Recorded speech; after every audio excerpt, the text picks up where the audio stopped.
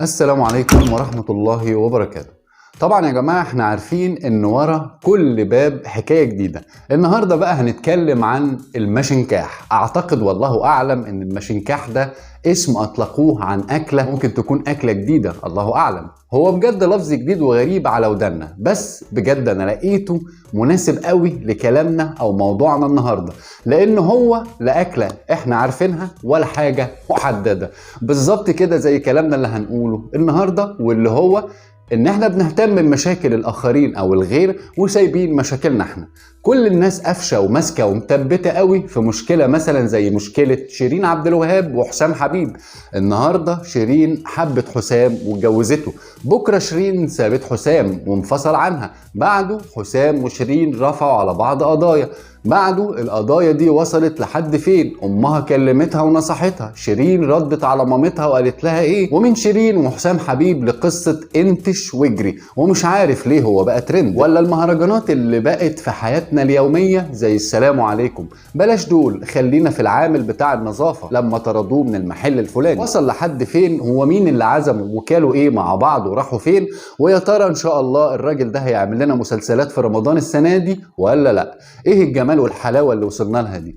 هو ده بقى المشنكاح اللي قلت لكم عليه من شويه، اللي هو اي حاجه في اي حاجه، المهم اشوف اللي حواليا ومشاكلهم ويا ريت ان احنا بنحلها حتى، لا ده احنا بكل الطرق بعيد جدا عنهم وعن مشاكلهم. يعني لا مأثرة علينا لا في شغلنا ولا في مدارسنا ولا مذاكرتنا ولا حتى في حياتنا اليوميه، ولا هو اهم حاجه نضيع وقت والسلام؟ واحنا ما بقاش ورانا يا جماعه غير ان احنا ندور على مشاكل الناس بس. طيب افرض او افرضي حضرتك ان ابنك او بنتك قاعد جنبك وشايف حضرتك او حضرتك بتتابع مشكله علان وفلان او ترتان، هو ده اللي ممكن اعلمه لابني او بنتي؟ فين بقى القيم والاخلاق والاصول بتاعتنا؟ فين المنطق ان انا سايب مشاكل المكومه فوق بعضها ورايح ادور على مشاكل الناس؟ طيب انا افدت ولادي بايه؟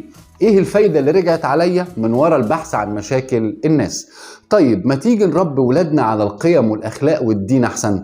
تعالوا كده مع بعض ندور في مشاكلنا اللي بنقابلها ومعانا كل يوم جوه البيت وبره البيت. اخبار المدرسة ايه؟ الولاد عاملين ايه في المدرسة ومستواهم؟ بنطمن عليهم دايما ولا لا؟ اخبار المذاكرة ايه؟ بنتابعهم ولا لا؟ زي ما بنهتم بلبسهم واكلهم وشربهم يبقى لازم نهتم برضو بمستواهم الفكري والعقلي مع بعض. ايه اخبار الاصدقاء بتوعهم؟ يا ترى نعرف اصحابهم ولا لا؟ ولا هو يومه بيعدي وخلاص؟ كمان مستوى اخلاقهم جوه البيت وبره البيت عامل ايه؟ ومستوى العبادات معاهم اخبارها ايه برضه، لانها مهمة جدا. طيب خليني معاك للاخر. عرفنا شيرين عملت ايه؟ النهارده انفصلت وبكره رجعت لحسام وبعد كده دخلت المستشفى. المحصله والمكسب النهائي ايه؟ اقول لحضرتك انا المحصله صفر. لا ده احنا هنزود كمان مشاكلنا مشكله جديده وملهاش اي لازمه في حياتنا. يبقى الصح ان ارجع لعيلتي الصغيره الجميله، اتابعهم وخليني معاهم واطمن عليهم، اشوف بيدوروا على ايه واطمن عليهم واشوفهم كل يوم واقعد معاهم افضل.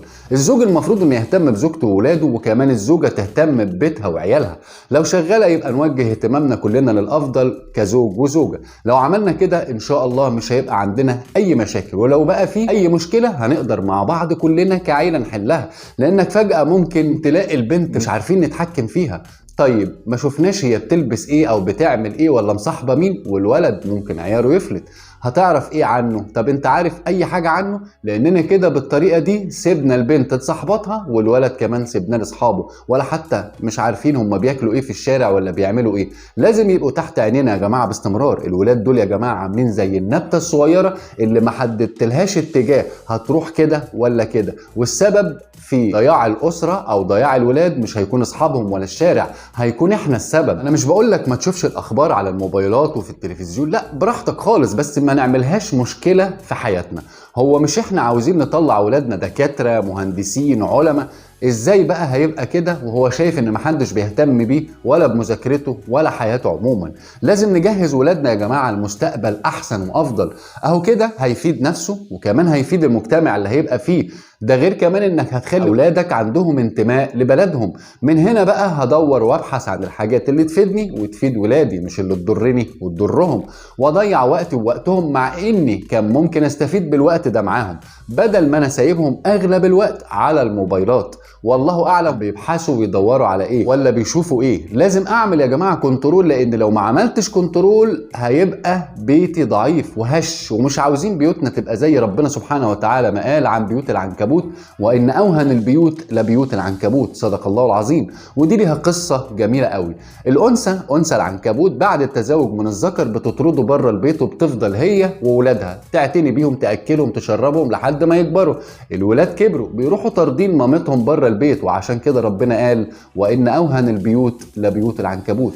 مش اول ما ادخل البيت الاقي مراتي وشها في الموبايل، ولادي كل واحد باصص فيه الموبايل ومقع عينيه. احنا مش واخدين بالنا اننا كده بقينا متجمعين؟ بس كل واحد في ايه؟ في ناحية. بمعنى اصح بقينا متفرقين. تعالوا نعمل ستوب ونقطة ومن اول السطر. يا ريت اكون وصلت الفكرة، ومن هنا نكون علمنا ولادنا يعني ايه نحب بلدنا ومجتمعنا ونحب حياتنا. لما اهتم بابني وبنتي يبقى انا بنيت مجتمع صح. وازاي بقى لولادنا قيمة ومعنى. لو عجبتكم الحكاية يا ريت نعمل لايك وسبسكرايب ونفعل زر الجرس عشان يوصل لكم كل جديد، وبلاش المشنكاح. اشوفكم في حكاية جديدة.